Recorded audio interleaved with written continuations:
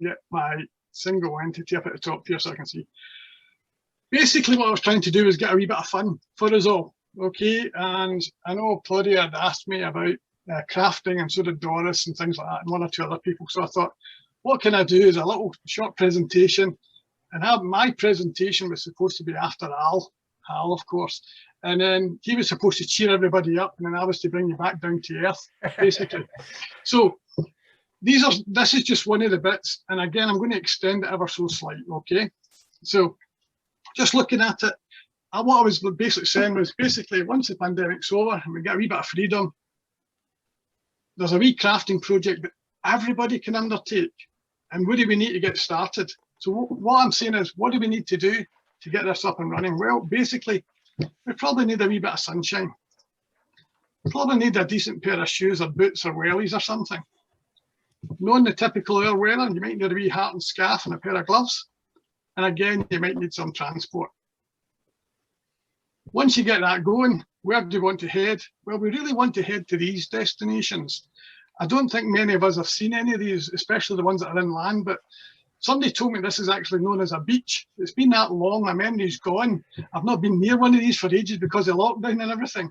But hopefully, once all that's waylaid and we can get a wee bit more freedom come the 26th of April, and we hopefully are all going back down to level 2. If we go down to level 2, that means we have freedom to move throughout the whole of Scotland. Okay, so we can then freely move, still keep socially distant, but we can move a little bit. So I would probably take a wee note down to the beach. And why we're going to do that, what do we need to do? Well, I would recommend you to take a nice wee bag with you.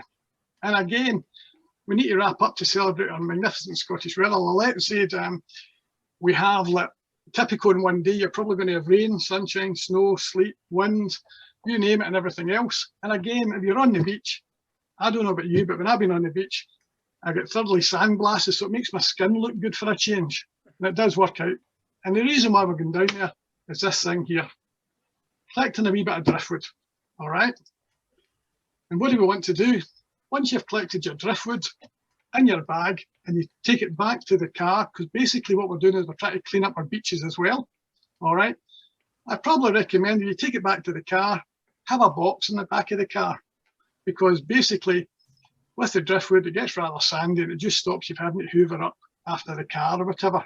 Again, you might need a few journeys back and forward, but you collect it and put it in a box. What do we do after we do that? Well, next step is basically to try and clean the driftwood, okay? And what I'd recommend is if we've got some sort of either a basin or some sort of bucket mechanisms or even a big plastic container, what you really need to do is get some fresh water in here and then decant some of the driftwood into here, and then basically we put a few drops of bleach in here. And the reason why we're doing that is to cull off any uninvited wood dwellers from within the beach. And what I then recommend is you leave it outside for maybe up to about a week, a few days, a week, doesn't matter what it is, doesn't matter if it's 3 weeks, it's up to you, it doesn't really make any difference. All that happens is the bleach tends to whiten the wood as it comes up, and it's really important. And once we've done that, all I would probably say to people is we have to decant the wood or the driftwood out of the basin into some sort of dry container. And again, just be careful it doesn't splash up in your face, and then maybe want to use a wee marigold gloves or something, because we are dealing with bleach. And again, you then want to decant it into some sort of box. And again, you want to leave it so it can dry out for, a few days or a couple of weeks. The longer you leave it to dry out, the better the process is, to be honest. And again, this is something that takes, it's not just an instantaneous thing. You can just work it away at it over a period of time. Now, for all of those individuals that are saying, well, what does he do with the bleach water, right? And thinking that I would be taking that outside and chucking it down the drain. Certainly not. What you tend to do with this, if you've got any slabs or any monoblock or anything, decant it over your monoblock, it keeps the weeds down, and then it will be diluted through normal rainwater. Don't throw it in your grass. You can throw it in some of your chuckies or any of your slabs or anything like that. But just be careful, please do not decant it down any of the drains or anything. We're trying to keep the world nice and healthy, and this is something that we really don't want to do. But it will, and that's what I'm saying, it's only a few capfuls of bleach does the work when you leave it for a period of time. So why are we doing all of this? Well, next thing we need to do is, this is one of these things that is probably a rarity these days because they're all turning into plastic, but if you happen to have a coat hanger, and it has to be like one of these metal coat hangers, and you've got a set of pliers, just cut it either side, just snip there and snip there and keep this little portion here. Again, you could possibly snip this side, and just up here, you're trying to keep the straight portions for yourself, and then carefully decant the rest of it into the bin. Then, what do we need to do? Well, if you've got a drill of some nature, and maybe a possibility, a wee 3mm drill bit, what you then do is just lay out the wood and literally just use a little ruler to measure it, and measure the midpoint of any lengths of wood with the pencil, and then literally just drill the wee 3mm hole straight through it. And that's all you need to do. And you do that with copious amounts, and you'll see why in a second, because I'm going to show you the end article when it comes up. If you're looking for some sort of base aspect, you can pick up a nice bit of driftwood again. And there's tons of it out there. Honest to goodness, you'll be amazed at the amount of driftwood that's lying out and about, waiting just to be uplifted and to tidy up our beaches. But again, if you get a nice wee bit, again, just try and drill 1 3mm hole. You can go all the way through it if you wanted, or just try and stop at the bottom. So there's nothing fancy, nothing technical. I think everybody can use a ruler. We can measure a distance, half it, and then if you're traveling half it, just take a bit of string, measure and just half the string, and then it'll mark the centre.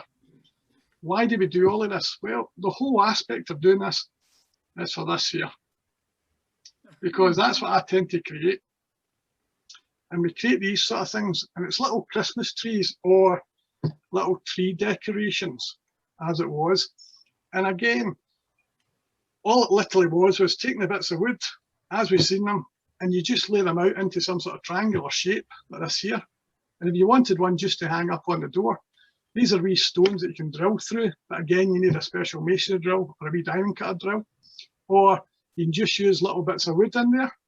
But again, bit of string straight through, nice and simplistic, and it looks a nice wee present if you want it to pass over to someone. That's what I was saying about a little bit of driftwood. That's just like a log. It's just been spliced, and then just putting the driftwood all the way through, and you turn it round, and then just top it off at the top. If you want it more rustic rather than flat, and again, the rustic does look really impressive when it's sitting on. And again, the height of this is only probably about 300mm, about 12 inches in total. It's not a big, massive thing. I haven't actually attempted, believe it or not, to do the full-size Christmas trees, because someone said you can do them at 3 foot, 3.5 foot. I've not done any of that yet. All the ones I've done are literally for a little tabletop. My daughter keeps hers out, because what I did was at the top, I just extended the wire through the top, and I made a little star for her Christmas. And then she decants the star, and then she can put in a little heart shape wire just at the top. And she keeps that out, and she just has it sitting on the side of her fireplace. Other things that you might want to do with it is, these are the various other projects. I've got this on my fireplace right now, something of that nature. I haven't attempted this with the wee bits of driftwood, just get an ordinary mirror, and then you can redecorate it. I've got one of these candle ones, dead simple, and all the white on there, that's just the waxing. And you can get different colours of wax or beeswax, so you've got any of that, you put it in. Again, bit of driftwood, a couple of bits of string, and then air plants. And they look really impressive, as long as, as I say, it's been tailored. Again, you can make some sort of pictures of this nature, wee pineapple or different things. And believe it or not, this bit here is going to be my next project. This isn't mine, this is off the internet. But I've already got a nice wee bit of wood like that. You can see it. Basically, it was a vine that wrapped around itself, around the centre of a log. And all I did is I drilled out the centre of the log, and then you just strip back all the bark off it. So I've now got something of that nature, and then I'm going to just create a base. And then obviously Sandra, my goodly, my partner, my wife, she's going to decide what sort of lampshade's going to be, because I'm not allowed to do that sort of thing in my household. But she'll pick up something of that nature. So that's basically where we are. A little bit of crafting, very, very simplistic. It gets us out into the fresh air. Get a wee bag or some nature, pick up a couple of bits, into a bucket or a basin, a little bit of bleach. If you've got a wee drill, and if you've not got a drill, you can buy a drill in Lidl's right now. I think Lidl's are selling little tiny drills, and they're only about 9 or 10 quid or something. And you can buy a little drill piece, £2, and then that's you forever and a day. And all it is bits that are in the house. So that's one thing that we're looking at. Other things, and this is why I wasn't going to go in too much of this detail, but I know that Hal's not here and I'm just looking at the time, and I did say I would expand it a wee bit. This was going to be the little crafting part too. This is basically a little sunflower that I tend to make up, and you can see all the ridges down here, all the sides. That's just in the side of my shed, and the little tulips. But that one's about 5 foot tall from top to bottom. These are about 2.5 foot, that's about 2 foot. This one here's only about, I think it's 3.5 feet tall. And all that was a decking board. And if anybody's got a decking board, and I mean, I know people that rip up their decking, and when they rip it up, I ask them, can I get some of your old boards? And then I just sand them down, or I literally jet wash it. And then I literally create sunflowers, or I create tulips. Now I've done about, that one's got a little mirror in the inside of it. I know that Bill Fraser's got one. I gave Bill one ages ago when we were at the Macmillan Coffee Morning. He gave a wee donation, he asked me to make him one, so I made him one. And I've made probably about a dozen of these sort of things for different people. And again, the tulips, I've made things like that for my mother and things like that. So going round the garden fence, at the back of our fence, what we've got is literally sunflowers and tulips going along the fence slats at the back. And it makes it look really good. And to be honest, that whole thing there, that sunflower probably took me less than an hour, to be honest. And all it was a jigsaw, using a jigsaw and a pen and an empty, believe it or not, an empty pot lid, because a pot lid I needed to draw a circle. And then I just use a measurement and I just screw it together. And again, when we get up to it, I can show you the measurements. I didn't have time to do it, obviously, because I wasn't planning to do this, but I was going to lay it all out. So it's a little plan for you. If you wanted to try it, you can do it. Other things, which was part 3 that we're looking at. These are all the things that I was doing. I did all of this probably about November, December, probably last week in November and the first week in December, because my wife's mother is down in a nursing home. And because of lockdown and all that, and she's got dementia, what we had to do was, we thought it'd be good actually to donate some external Christmas trees. And basically all of these are, as you probably already guessed, is pallets. So that's them in the raw shape just here. I just cut out the pallets, literally put them together. A wee bit of green paint, a couple of bits of tinsel, ribbons, wee signs off of previous decorations, made a little stand. These were little stars that I think we bought at B&M or something. And then again, that one and this one here, that's these here in my front garden. I just put lights on them. This one's round in my mother's, that's on our bin shed. We also made these little bits, wee snowmen. Very easy, all it is a fence slat. Cut at an angle just here, with a little bit of wood going across the top, 2 eyes, and a wee bit of wood coloured in orange for a carrot. And again, we made about 20 of these for all the kids round about the street. And obviously for the wee nephews and all that, we've made them.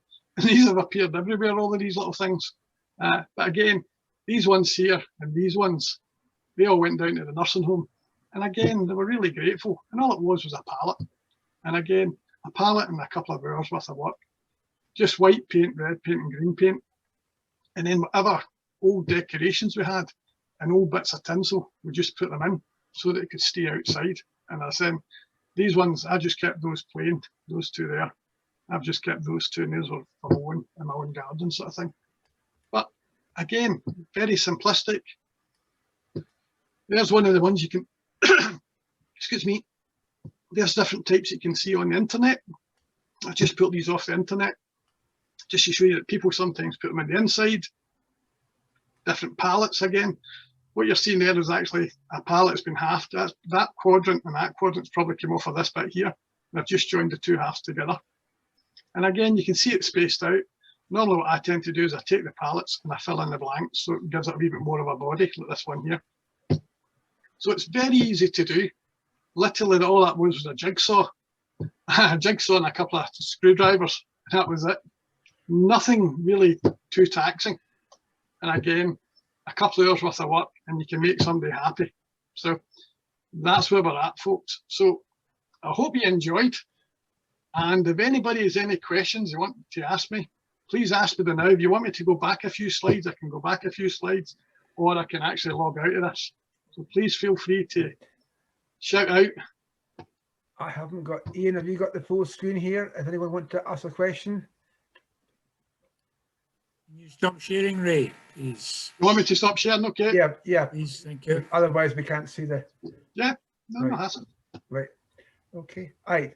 Keith. You're muted.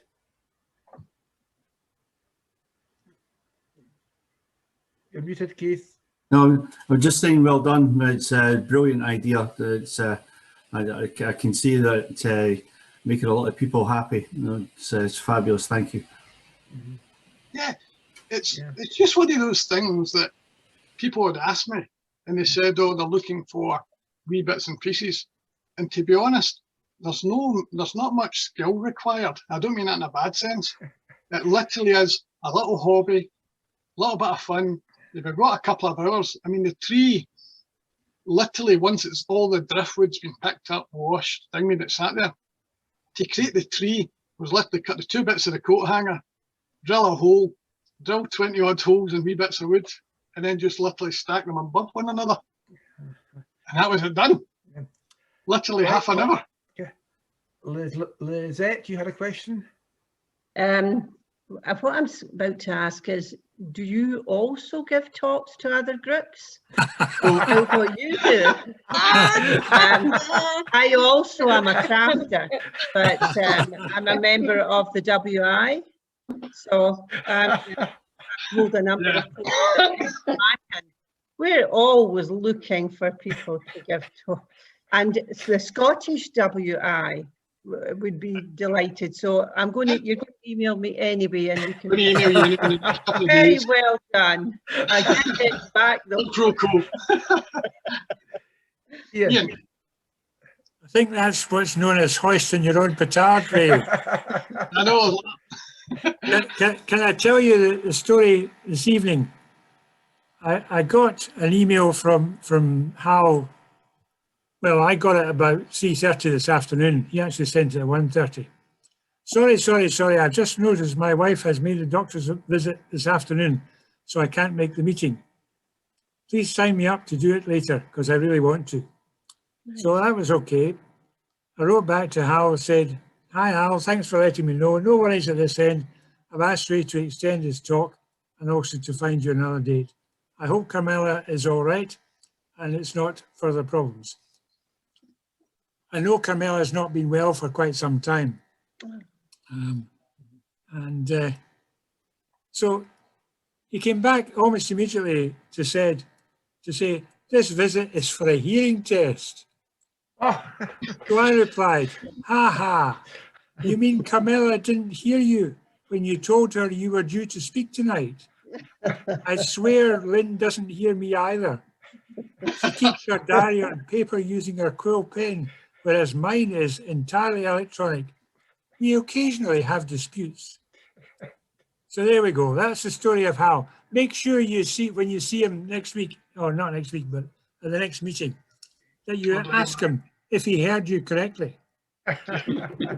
One of the questions that's just popped up was, did I use basically a workbench? You don't really need to use a workbench at all. All you need to do is, if you've got a piece of wood, just literally sit in a bit of wood, because all the driftwood really does not get cut to length. You're just literally selecting it. And all you're doing is, when you drill the hole through, just make sure you're not drilling it into a work surface or some part of fancy furniture or anything. So I normally just have a little bit of rough wood at the bottom, and I normally put a wee bit of tape around my drill just to make sure that I don't go too deep. And then it just pops a wee hole through. So it's simple as that. The ones for the pallets, I literally just cut them on my slabs. So literally I just set a pallet up, put it in the back of the car, and I collect them from my work, because they sometimes get them deliveries. Took the pallet, brought it home, sat it in the slabs, literally just got a pencil on a straight edge, marked out a triangle, and then just literally jigsawed all the way up one side, and then just cut the back and form a little stand for it. And that was basically it. And then the hard bit's actually getting the painting it. Let's say try to get red paint, believe it or not, that's called Postbox Red at Amazon. It was desperate to try and get it.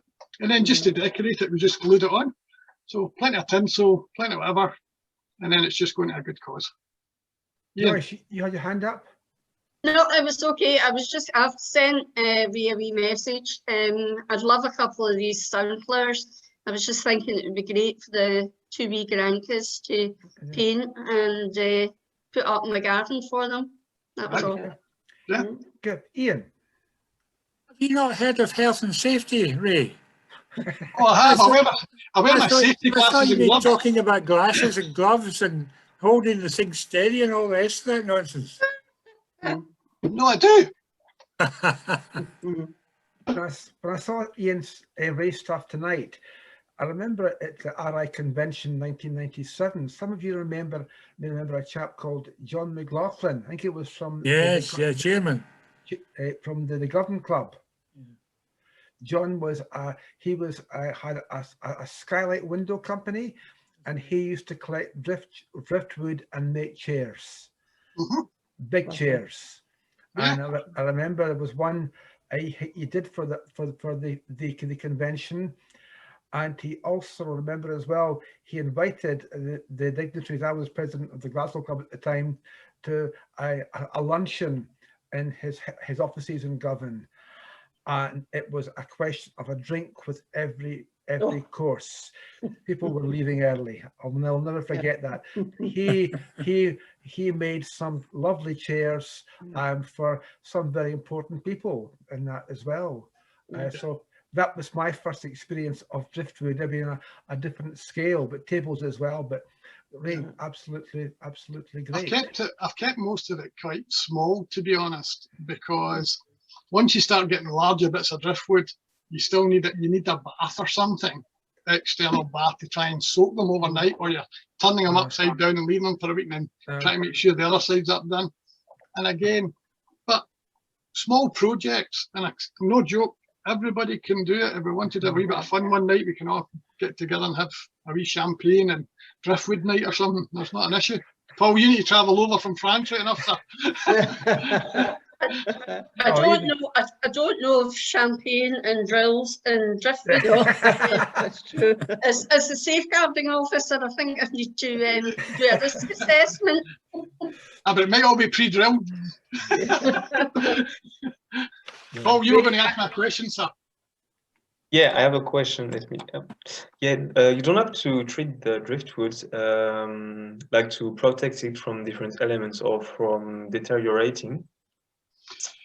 If it's in the house, right, the elements that you're going to get are minimalistic. It's only the household moisture, which isn't really much. But you can get, and what I sometimes do is I get wax, and I've got beeswax, and sometimes I just put beeswax in a cloth, and I literally just run the driftwood straight through the beeswax, and that's just it. Others you can polish up. Somebody wanted me to make it a bit darker because they had like some sort of mahogany furniture. So therefore it's quite dark, so I had to have I got mahogany beeswax, because when the wood comes out of the bleach it is quite white looking. And then I had to darken it all up, so I just had to rub it, and then that was it. So it's up to you, whatever anybody wants to do. It's definitely. There are millions of things on the internet, and again it's only for a bit of fun. It's quite relaxing, and I say the skill level's not really that much. As long as you've got a little drill and things of that nature, you shouldn't have an issue. Thank you for the presentation and the answer. Good. Right. Great. Can I offer Ray an apology? I think he's having difficulty getting red paint because we're buying it up for Rudolph's nose. Lovely. I'm going to send all my pallets through now. We actually had to go and buy spray paint because what we found sometimes, depending on the pallet itself, sometimes the pallets come in and they can be coloured and they could be tainted, or you get them nice and fresh. And sometimes they just need a little sanding, but most of the times if it's an external, we don't sand it at all. and then it's just making sure the paint goes on. And sometimes I found that spray paint's actually a lot better. And again, I do it outside, have a mask on, and then I normally put a cloth down or something. So we're just spray painting on it, and that's came up. It looks a bit better. And then I say normally I just hand it over to my wife Sandra, and she does the decoration side of things. I'm not allowed to touch. I'm the labourer. Well, Ray, with some of those slides there, you should be writing some do-it-yourself books and selling them. Because this is a hobby, Bill. Oh yeah, this is what I do to de-stress from the job. But again, but those illustrations which you gave I thought were really very, very good. I'll do the one for the sunflower. I'll actually, because I was planning to actually show you a decking board, and I was going to draw a little on it so you could see, take a picture and you could see it, and I was going to show you the measurements. I mean, how many times has anybody walked into B&Q and their decking board there? They're £5, the decking board. You just pick up one, £5, take it, and then you can make whatever you want with it. It's amazing what you can do. Jigsaw, that's all it is. Yeah, no. And a steady hand and a good set of glasses. By the way, look, I've still got all my fingers. And Joyce is going to add onto that safety glasses and a helmet. Is that right, Joyce? Exactly. Yeah. Toe detectors. Right. Right. Ray, any more questions? Sorry. Everybody okay? Thank you. Well, Ray, it was entertaining. It was also very useful. It lets you see yes, I would say with skill, because I'm hopeless at this sort of thing, but I remember at the high school when the days used to get woodwork in the old days, and Christy, how did you get such good marks? And it turned out it was for the actual written work and the technical drawing. It wasn't for the actual practical work. I wasn't very good at that. But no, Ray, thank you very much indeed. I'm sure it's given Joyce some thought as well for something for the coming year for our club. So there you are. So I will draw the meeting to a conclusion. Our AGM will be on the 18th of April. Ian, I think I'm right, Ian. It's no, I'm not being disrespectful to other guests on that. Would it be preferable just for members only, or are we happy to open it up? That's probably better. Which one? Which one? I'll just send the invitations out to the members. Yes, because I think it gives the members the opportunity to, if they want to speak their mind as well. So it's all about. So yes, if that's okay. Well, we're not being disrespectful, but sometimes it does good to have a members only meeting. Right. Keith, I'll send you a copy, Keith, of the email that we got last night. So I'm not sure if I did it or not about the RI president coming. I'm not. I might have done it. I can't. No, I didn't get that. Thanks. No, I think I've got a note for that. Oh, thank you. I'll send it out to you because I think it would be a very good meeting a week on Monday. So, thanks again, Ray. Thank you again from our visiting the Rotarians, and thank you for one of our future speakers, Ray, as well, Lizette. So, again, just final toast as always, Rotary the world over, and we'll see you at the AGM. So, thank you all indeed. Thank you. Rotary in peace. Thank you. Bye, everyone. Thank you.